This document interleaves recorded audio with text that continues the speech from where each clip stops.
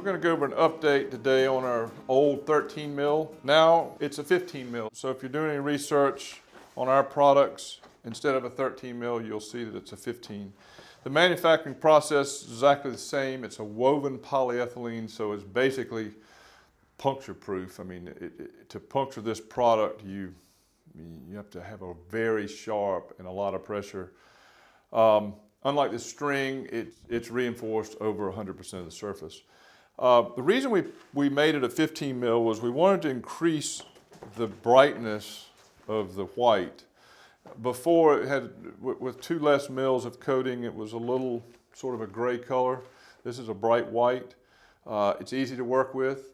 It comes in a 6-foot roll, which is what this is. This is a single cut roll. You can cut this roll with a chop saw to make it different lengths. The other size is a 12-foot roll, which is folded in half. So it's only a total of 6 feet. So it's easy to throw into a crawl space and fold out.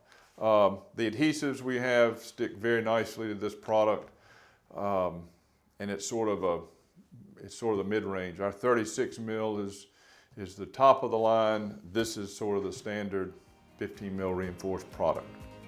If you have any questions, give us a call.